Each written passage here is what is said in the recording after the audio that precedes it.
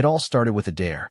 Not just any dare, but the kind that alters your marriage, your identity, and the very way you look at the woman you thought you knew. We were in Vegas. Neon lights everywhere, that buzzing hum of slot machines underscoring every conversation, and the unmistakable energy of people desperate to feel alive. My wife, Natalie, looked stunning that night, in a way that made other men stare just a little too long. Her red dress clung to her curves like it had been painted on, the slit at her thigh almost too high, and her dark hair spilled down in soft curls she rarely bothered with back home. Her eyes sparkled with mischief, or maybe tequila, or both. It was supposed to be a weekend getaway. No kids, no work, no stress. Just us and a couple of her girlfriends from college. A sort of reunion, if you could call it that. I knew I'd be the odd one out, but I figured I could roll with it. Natalie and I had always been strong, or at least I believed that. But that night, in the golden glow of the Bellagio lounge, something shifted. Something snapped. We were all gathered around a cocktail table near the casino floor. Her friends, Sasha, Amber, and Lila, were already a few drinks deep. They laughed louder than usual, their voices slicing through the thick Vegas air. Natalie had that look on her face, the one that usually preceded bad ideas. "I'm telling you," she said, twirling the straw in her martini glass.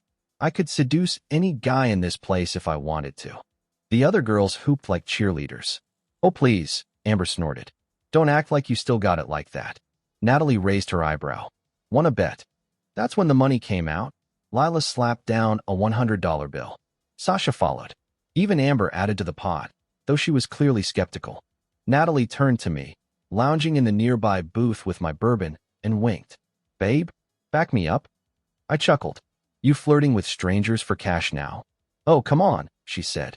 "Just a harmless game. Little ego boost." Harmless. That word would echo in my head for weeks. I watched, half amused, as Natalie surveyed the room.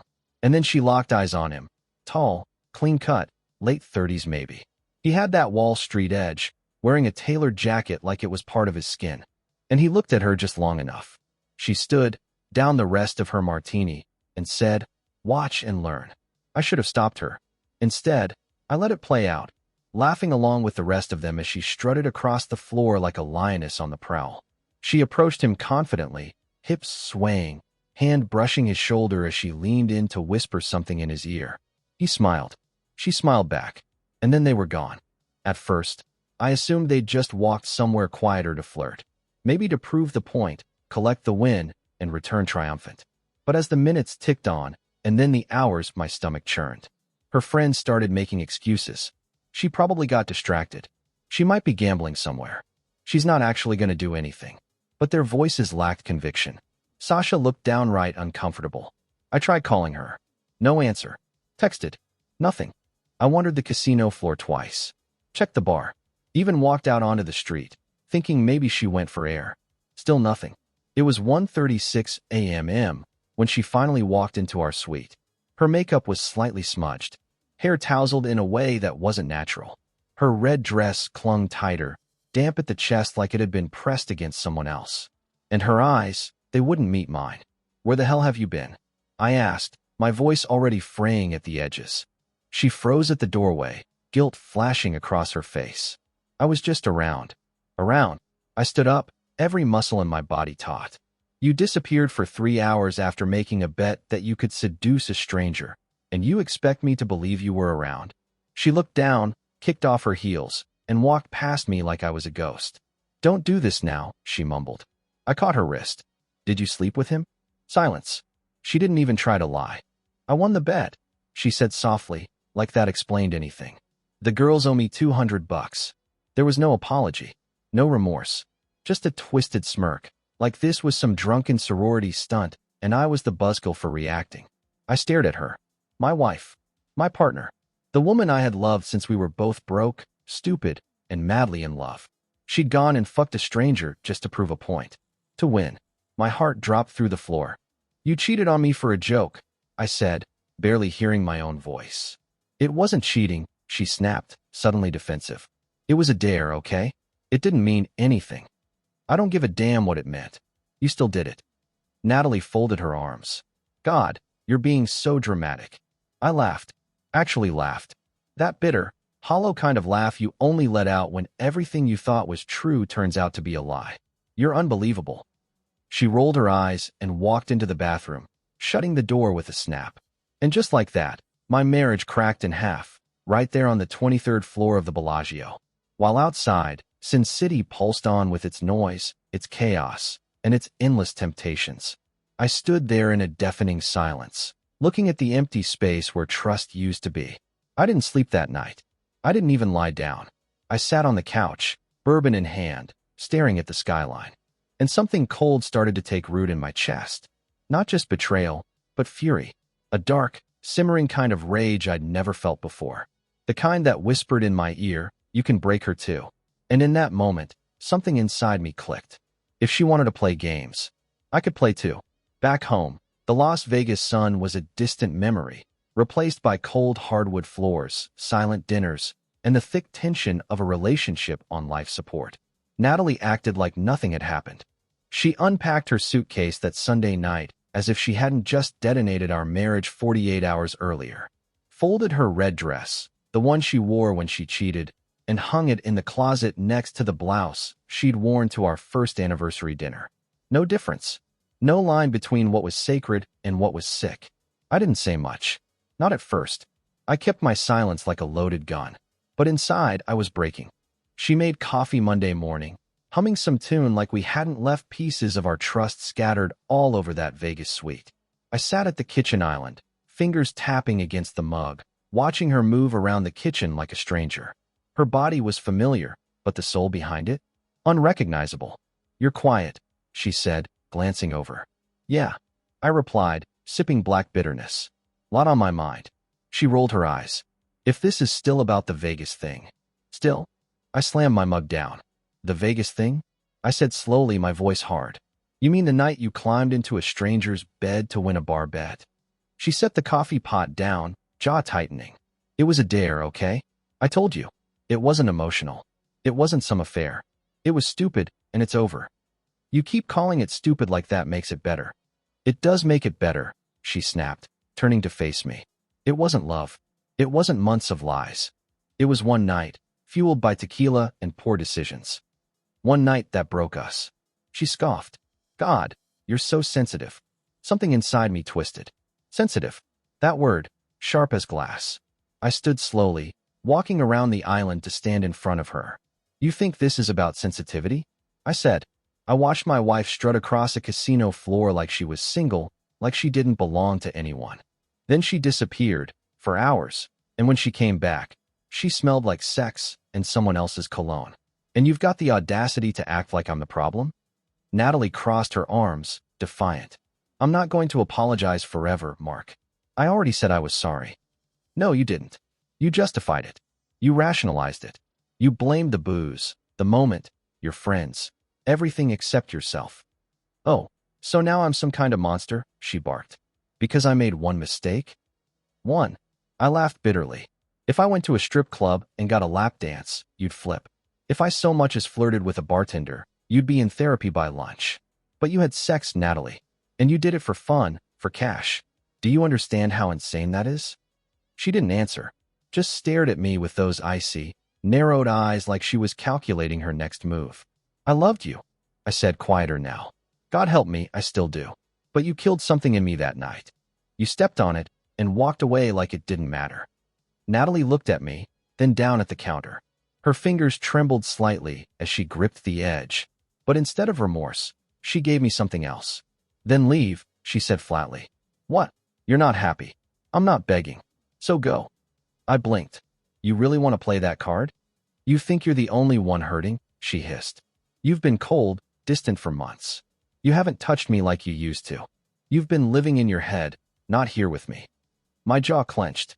"So this is my fault now?" "I'm just saying maybe you pushed me further than you think." The world stopped spinning for a second. My vision tunneled. I could hear my heart pounding in my ears.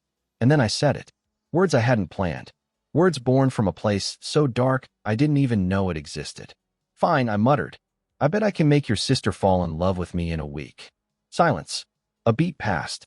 Then another. Natalie blinked, then laughed.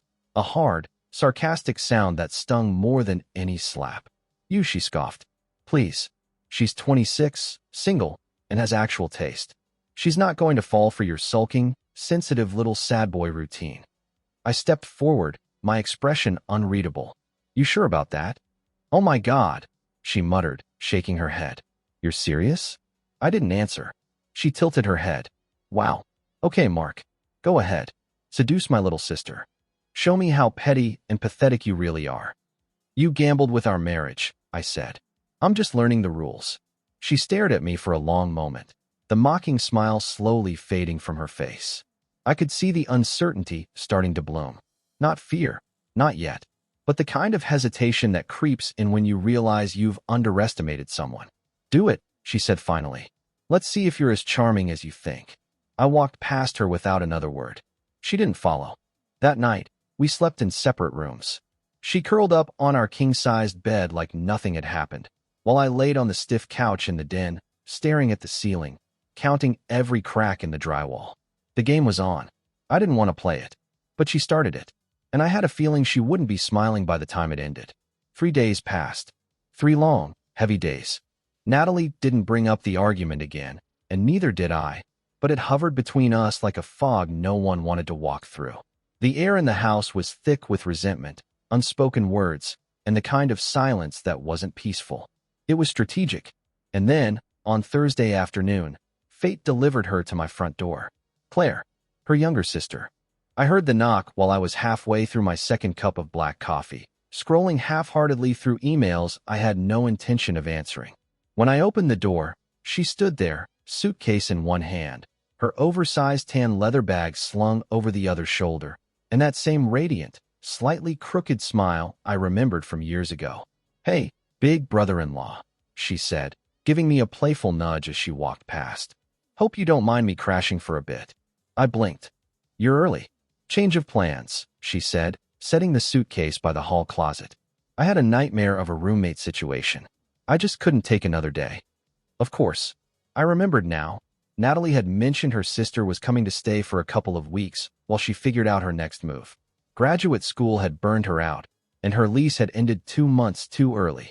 I texted Natalie earlier. Claire continued, pulling off her coat. She said you guys would be home. Is she out? I nodded. Jim, probably. She gave a small smirk. Right? Still chasing that post-cheating glow-up? My eyebrows lifted slightly. Claire always had a sharp tongue, funny, observant, a little too perceptive for her own good. She and Natalie were almost opposites. Where Natalie was always polished, composed, a little cold, Claire had a softness to her. She wore her emotions close to the surface, and she never quite managed to keep her mouth shut when something felt wrong. She turned to me and tilted her head. So, how bad is it? I hesitated.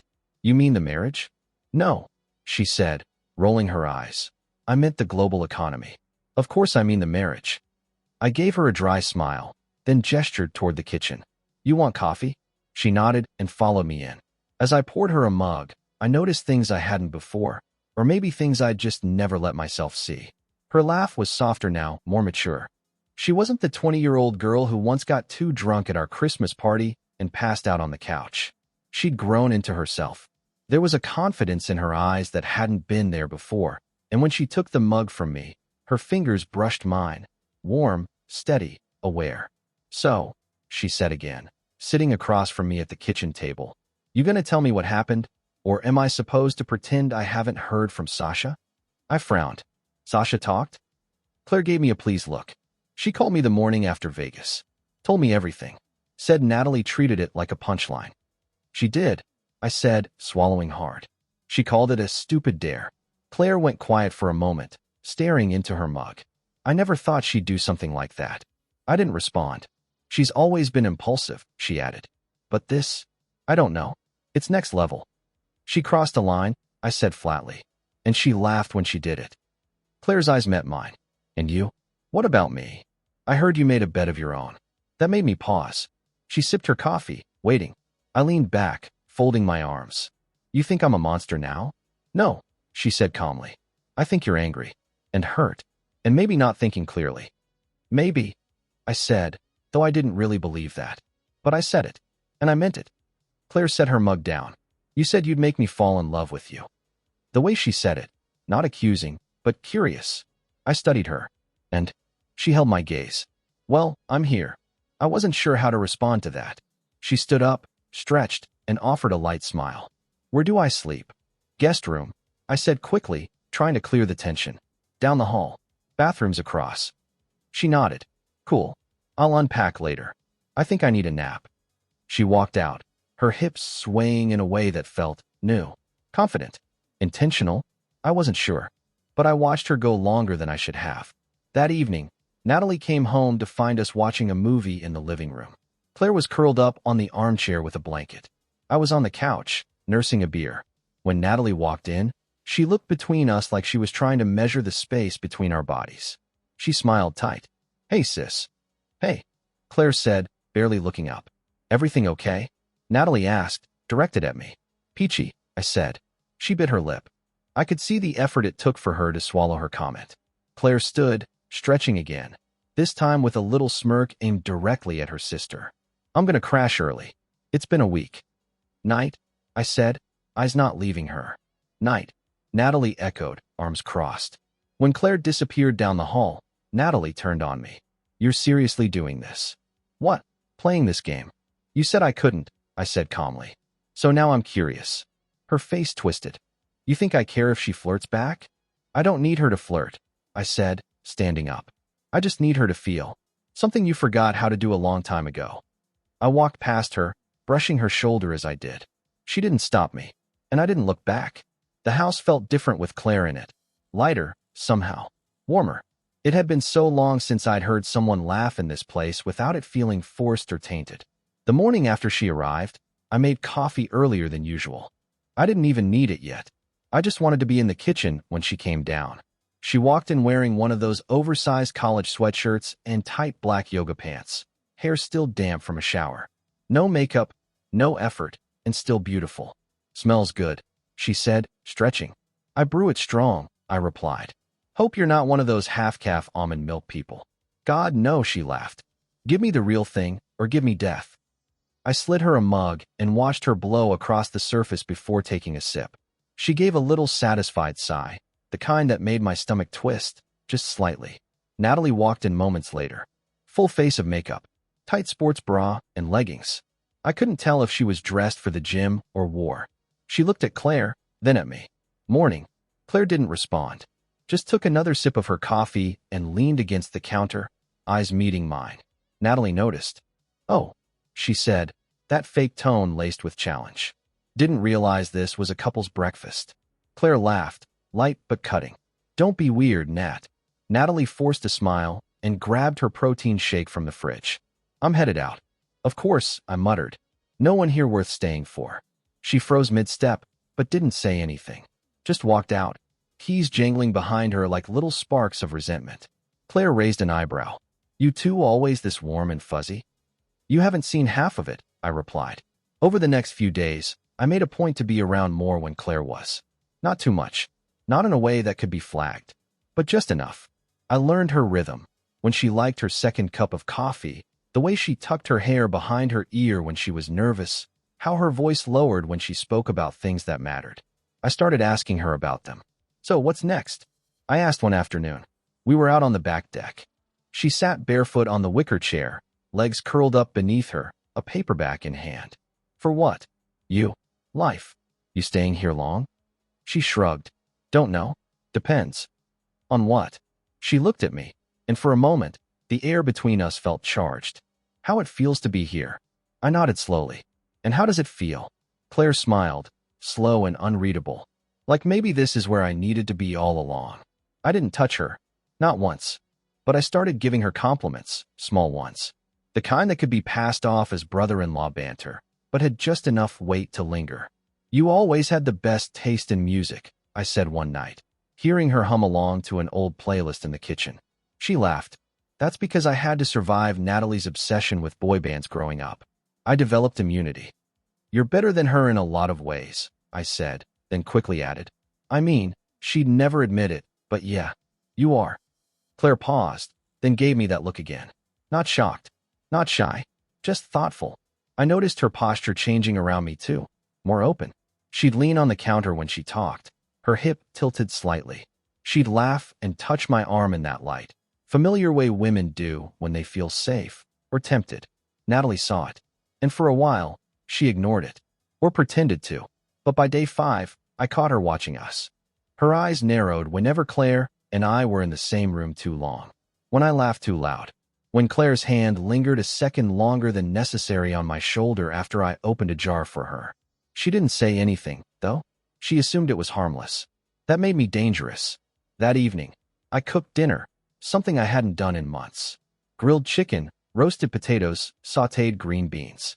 Nothing fancy, but it smelled like a home that still worked. Claire helped in the kitchen, sneaking bites of things as I plated them, offering her sarcastic reviews.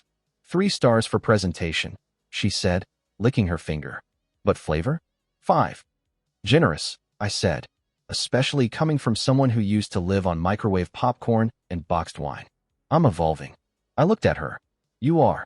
Natalie came home halfway through the meal, catching us mid-laughter. She stopped in the doorway, blinking. Smells good. Claire turned. Mark made dinner. Can you believe it? Natalie forced a laugh and walked in. Wow. Haven't seen that since. What? Last anniversary? I didn't respond. We sat down, the 3 of us. One of the most uncomfortable dinners of my life. Claire tried to fill the silence with stories. Natalie chewed her food like it had offended her. I watched both of them like a man splitting a room in half. Halfway through the meal, Natalie spoke. So Claire, she said, stabbing a green bean with her fork. What are you really doing here? Claire blinked. I told you. I needed space. Natalie smirked. And this house felt like the best choice for that. Claire tilted her head. Is that a problem? Not at all, Natalie said, sipping her wine. It just seems strategic. Maybe it is, Claire replied, looking straight at me. The room froze for a breath. A long, slow breath. Then I stood, collected the plates, and said, I'll handle cleanup. Claire followed me to the kitchen. Natalie stayed at the table, pretending not to watch. Did I go too far? Claire whispered beside me. Not yet, I said. She leaned in just slightly. Her perfume, something citrusy and warm, hit me in a way I wasn't prepared for. And then she smiled. It wasn't flirtatious. It was something else. Complicit. It happened on a Thursday night. Not that I had planned it. Not that I expected anything more than another round of awkward tension and barely contained glances. But sometimes the line you swear you won't cross is closer than you realize, and one wrong step in the dark sends you plummeting. Natalie was gone. Out for drinks with coworkers, or so she claimed. I didn't ask. Didn't care. Her lies didn't sting the way they used to. If anything, they gave me space, and tonight, space was exactly what I needed. Claire had cooked. I'd offered, but she waved me off, saying she wanted to contribute. Something easy, spaghetti, salad, garlic bread. It was basic, but somehow more comforting than anything that had come out of that kitchen in months. We ate at the counter, not the table.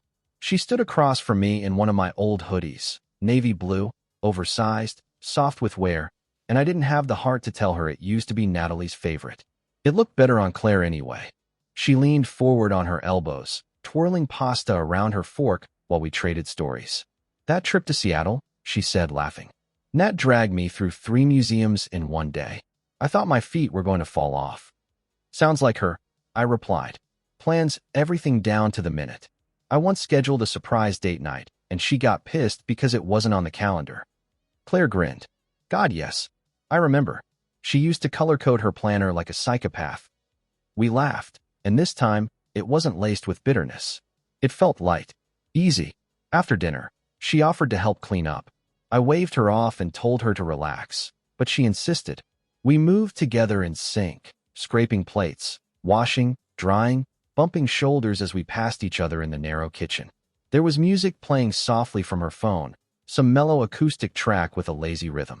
When she turned to hand me a plate, our hands brushed, fingers grazing, holding too long. We both paused. Her breath caught, just barely. Then she smiled, small, nervous, but not uncertain. You always look at me like that? She asked quietly. I tilted my head. Like what? Like you're trying not to. I didn't answer. I just looked at her. And this time, I didn't look away. The silence between us stretched, not awkward, not uncomfortable, just charged. like the pause before a storm, or the breath right before a kiss. Claire blinked slowly. You meant what you said, didn't you? I swallowed. Which part? That you could make me fall for you. I let the words hang there, unsure if I should say yes. Unsure if I already had. She broke the tension first, walking past me toward the living room. I'll grab the wine, she called over her shoulder. We never finished that bottle from last week. I followed her a moment later, 2 glasses in hand. She was already curled up on the couch under a fleece throw, bottle in her lap, remote in her hand. Movie, she asked. Sure. We settled on something neither of us cared about, just background noise. A romantic drama that we barely paid attention to. The room dimmed, only the TV casting flickers of light across her face. She sat closer than usual, her leg brushing against mine beneath the blanket. Her bare feet grazed my shin once. Then again. You're quiet, she said after a while, eyes on the screen. So are you. She turned to face me. Her hair fell loosely over one eye. I brushed it back without thinking. She didn't move away. You ever wonder how we got here? She whispered. All the time. She hesitated. And do you ever think, maybe it wasn't an accident? Our eyes met again. Closer now. The warmth of her body against mine. The smell of her skin, something soft, feminine, distinctly not Natalie. I think, I said carefully, some things are inevitable. She didn't respond. But she leaned in.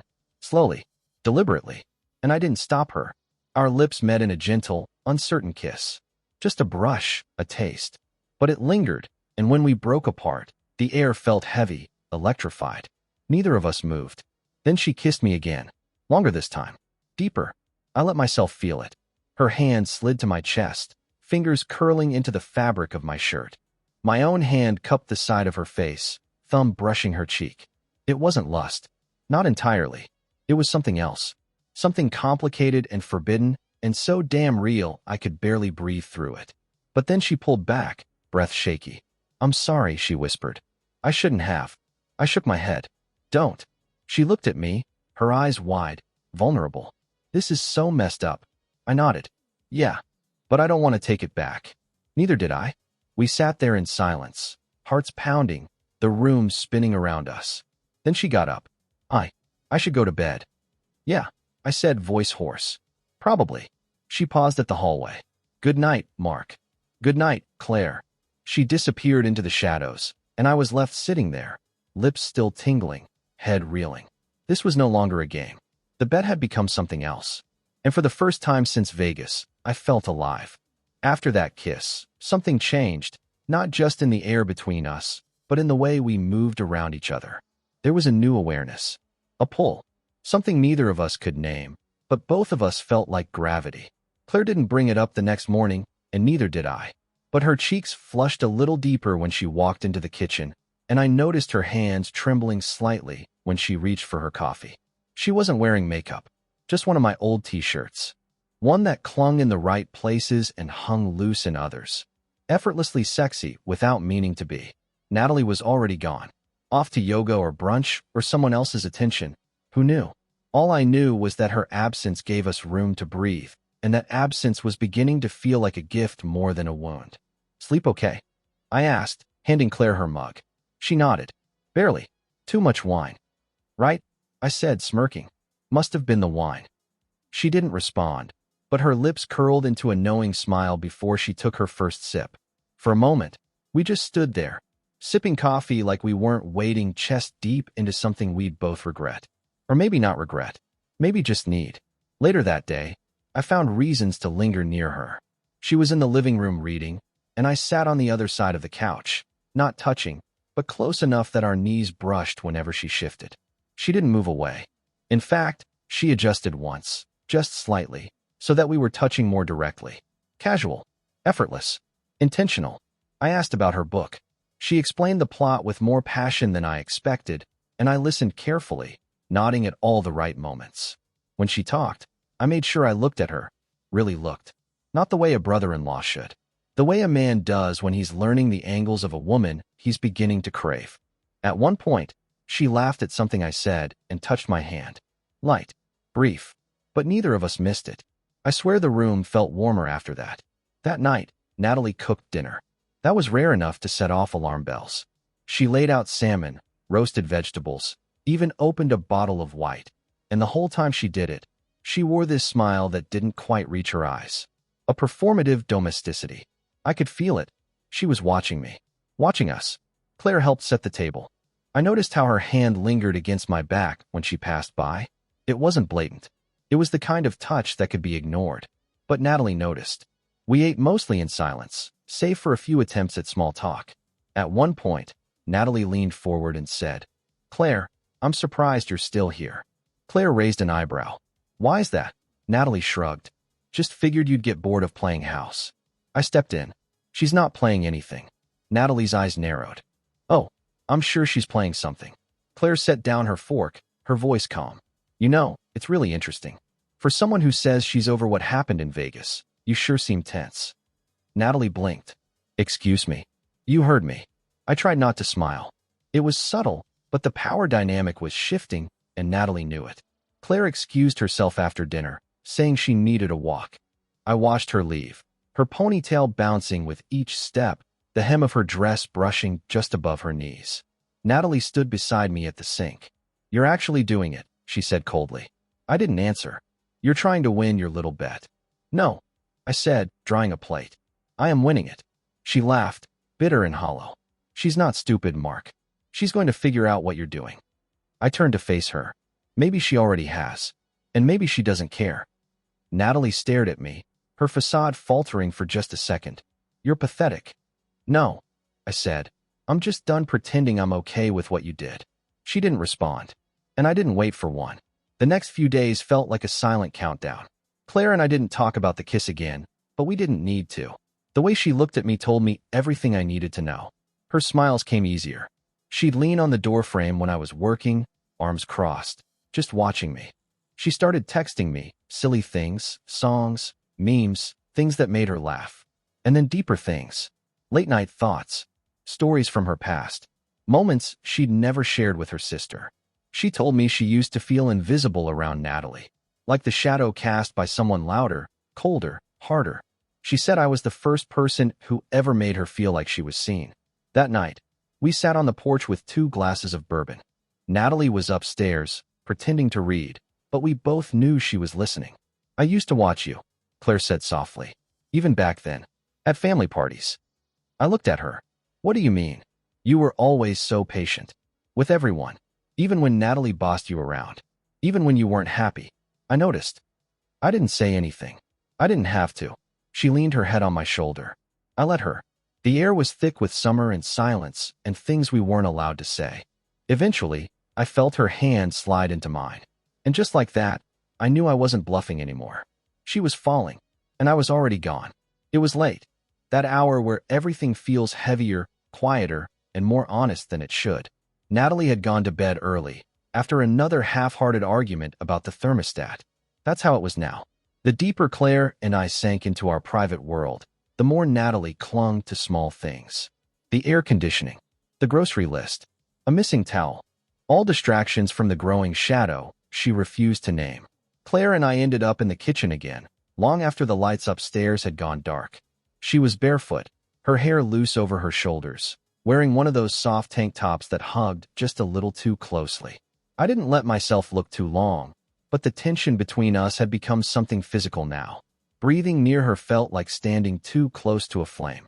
We sat at the island with half a bottle of red wine between us, passing the glass back and forth. She toyed with the stem, swirling what was left. Her eyes found mine in the dim light, and I swear something in her gaze had changed. Heavier, slower, intentional. "I can't sleep," she said softly.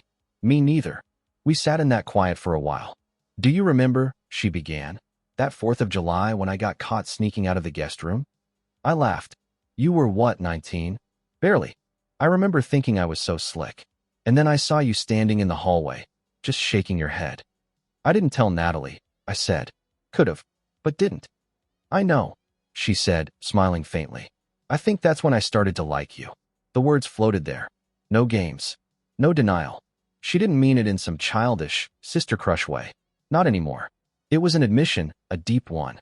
And I felt it settle in my chest like a key clicking into a lock. "You've changed," I said. "So have you." I reached out, almost without realizing it, and brushed a strand of hair behind her ear. She closed her eyes at the touch. When she opened them, she didn't look away. Mark, she whispered, uncertain. I stepped around the island slowly, moving closer. Not rushing, not assuming.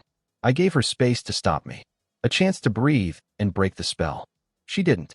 Her chin tilted up, eyes searching mine for a flicker of doubt. There wasn't any. I leaned in, slow, deliberate, and kissed her. Soft at first, curious, a question posed without words. She answered it. Her lips moved against mine, hesitant but hungry. Our hands found each other in the space between us, hers sliding up my chest, mine resting at her waist, fingers curling into fabric and skin. The kiss deepened. We forgot to breathe. I backed her gently into the counter, our bodies pressed close, the kitchen spinning around us. Her hand moved to my neck, fingertips tracing the line of my jaw like she'd been thinking about it for years. We pulled apart only for air, and even then, not for long. She kissed me again, harder this time, with the kind of desperation you don't fake. Like something had been dammed up inside her and was finally flooding out. I lifted her onto the counter, her legs wrapping around me. Her breath hitched when I pressed into her, and she pulled me closer, her hands bunching in my shirt. God, she whispered. This is so wrong. I know, but it feels right. I finished. She nodded, forehead resting against mine. Her eyes were closed, lips parted, and I could feel her heartbeat against my chest. We stayed like that, in the middle of the dark kitchen, with only the hum of the fridge and the echo of our shared breath between us. Eventually, she pulled back, barely. We shouldn't, she said, her voice a trembling whisper. I searched her face. You want to stop? No, she said. I don't know how we do this. We don't have to figure it out tonight. But we crossed a line, she added. I think we crossed it days ago. She let out a small, sad laugh. Yeah, maybe. I helped her down gently, and she smoothed her hair with shaking hands. Her lips were swollen, her cheeks flushed, and she looked up at me with a storm behind her eyes. This is real, isn't it? She asked. I nodded. It was never just a game. She stared at me for a long moment. Even if it started as one. Yes. Something shifted in her expression, like she wanted to believe me, and maybe already did. Then she took my hand, gave it a small squeeze, and stepped away. I should go to bed, she whispered. I nodded, even though every part of me wanted to follow her. Good night, she said softly. Night, Claire. She paused at the doorway, turned back once, as if she wanted to say more, and then disappeared down the hall. I stood there in the dark, heart pounding, mouth still tasting her kiss. And in that silence, the weight of what we'd done finally settled. It wasn't guilt. It wasn't shame. It was inevitability. We were falling. Fast. And deep. And now, there was no turning back. 7 days. That's how long it had been since I said the words that shattered everything. I bet I can make your sister fall in love with me in just a week. I'd said it in anger, in pain, but I'd meant it. And now, a week later, the game had turned into something far more dangerous than either of us expected. Claire was in the backyard, sitting on the edge of the porch steps, knees pulled into her chest, sunlight catching in her hair. She looked peaceful, but her eyes betrayed her. She'd barely slept. I hadn't either. We both knew today couldn't pass like the others. Natalie was inside, nursing a hangover and her wounded pride.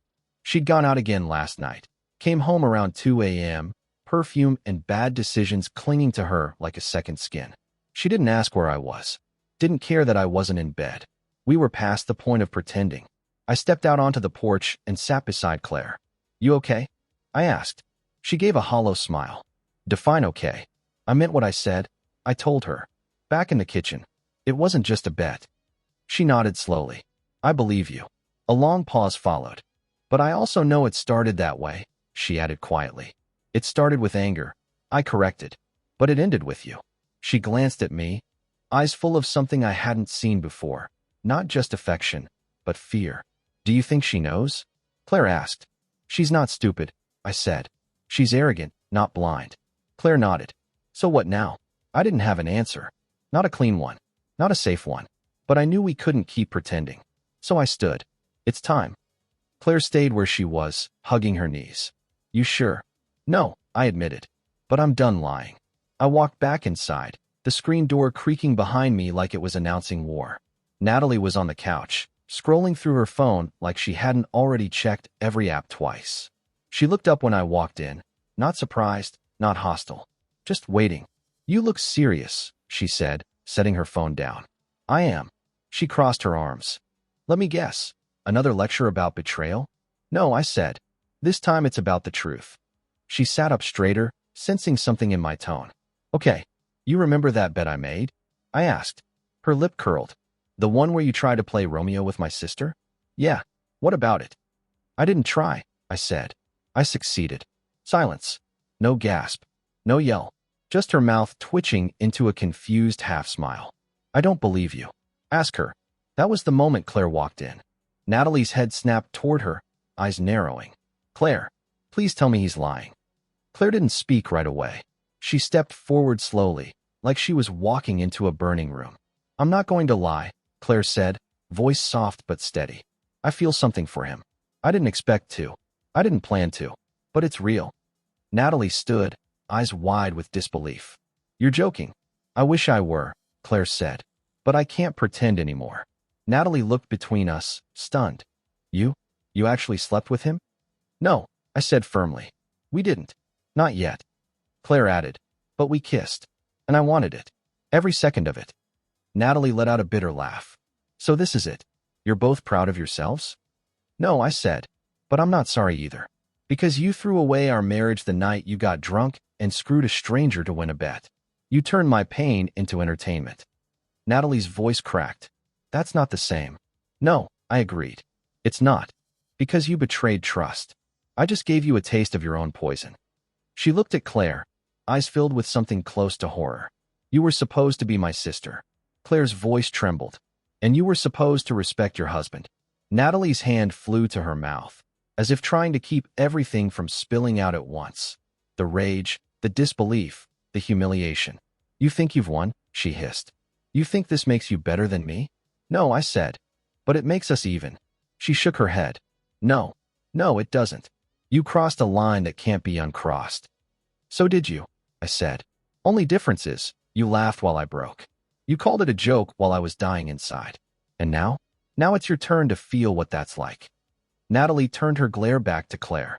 "You're not family anymore." Claire didn't flinch. "Maybe I never really was. Not to you." And then the silence came. Not angry. Not loud. Just cold. Final. Natalie walked out of the room, her footsteps heavy on the stairs, and the sound of her door slamming echoed through the house like the end of a chapter. Claire looked at me, eyes shining but dry. "I didn't mean to hurt her," she whispered. "I know. I just couldn't stop it."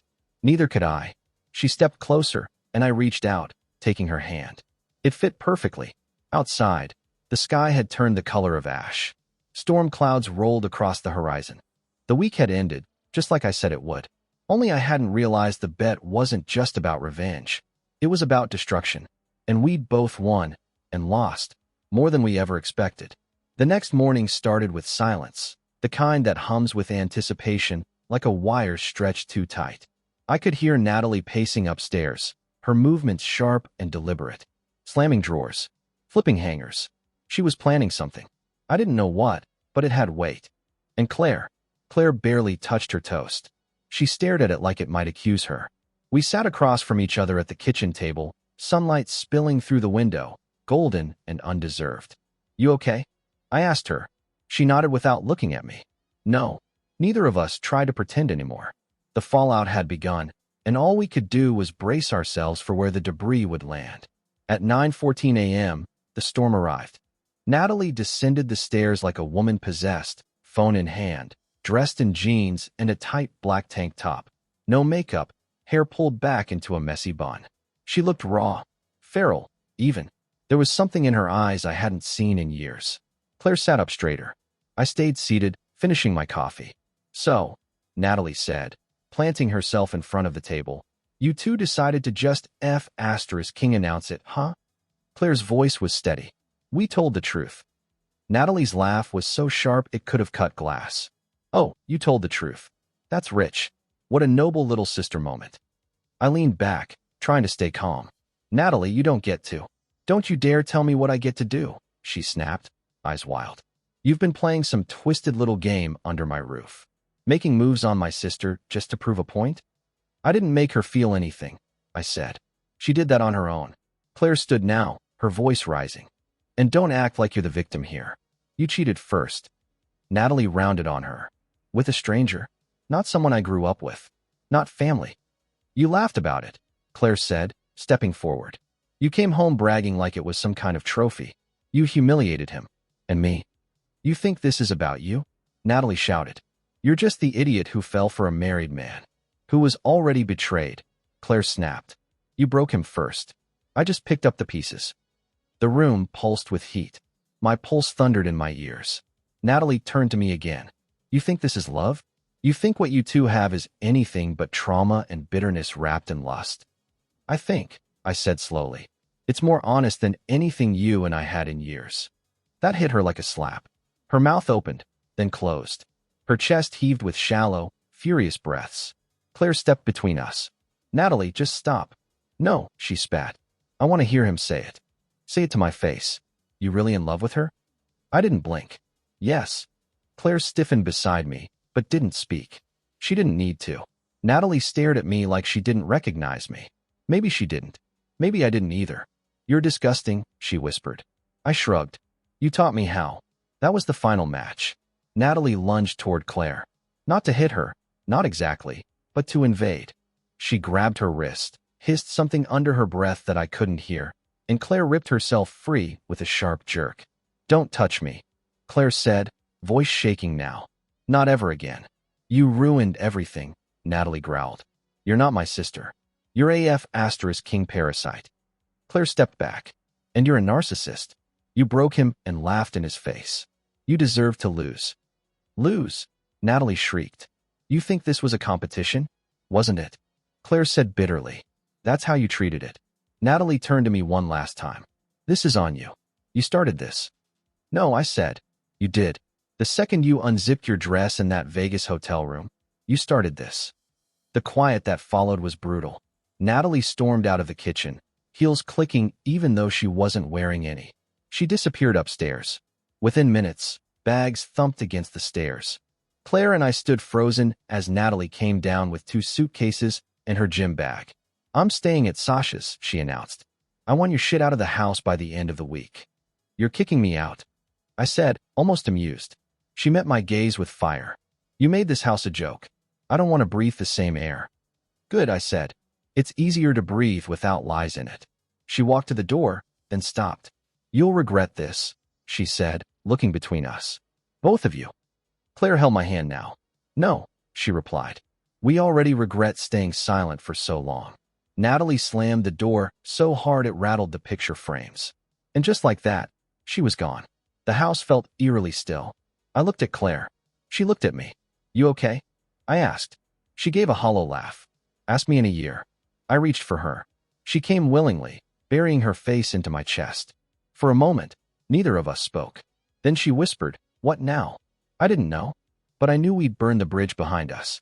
And all that remained was forward. I didn't expect the news to spread so fast. But I should have. Natalie had always been good at one thing, controlling the narrative. By Monday morning, the story had already mutated.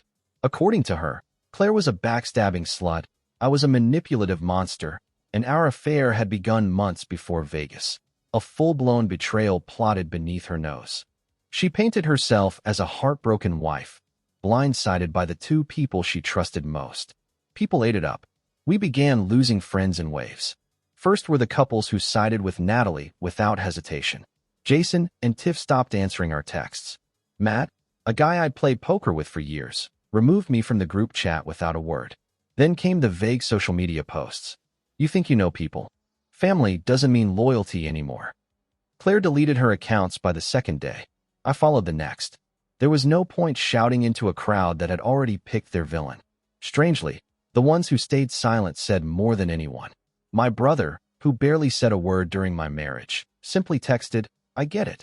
Claire's mom, yes, her own mother, called just to say, don't let her twist this into something it's not. I saw how Natalie treated you. I saw how she made you feel invisible. It wasn't validation we were looking for, but it helped. Still, the hardest part was watching Claire take the brunt of it. She didn't cry, not at first. She held herself upright with the kind of composure that comes from years of swallowing her own needs.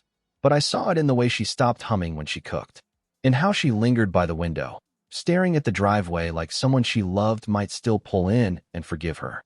"She's your sister," I said one night, as we lay on the couch, tangled together, her head on my chest. "She was," Claire whispered, "but I don't think she ever saw me as one." "You sure about that?" Claire nodded. She loved having someone beneath her. She loved being admired, envied, obeyed. I was her shadow, and now that I've stepped into the light, she can't stand it. Claire didn't respond, but she didn't need to. What we had now was messy, complicated. The lines between revenge and romance blurred in a way that didn't fit any neat box.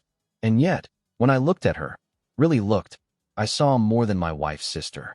I saw the person who stayed, the one who listened, the one who made me feel like I mattered again. We tried to reclaim something close to normal in the days that followed. Coffee in the mornings, walks around the neighborhood where people stared but didn't speak. We found ourselves laughing at things again, small, stupid things, and each time we did, I felt something healing beneath the guilt. But there were cracks. One night, as we made dinner together, Claire went quiet mid-stir. "What if this doesn't work?" she asked suddenly. I set down the knife. "What do you mean? What if all of this, the fire, the passion, the chaos, what if it's just fallout? What if we're only clinging to each other because everything else exploded?" I stepped closer, wrapping my arms around her from behind. "Then let it explode," I said softly. "Let the whole world burn. I still want you." She turned to face me, eyes searching mine. "But what if I'm not enough?" "You already are." It wasn't the perfect answer. It wasn't some grand speech. But it was honest. And that mattered now more than anything. By the end of the week, we'd packed up most of my things from the house. Natalie hadn't returned.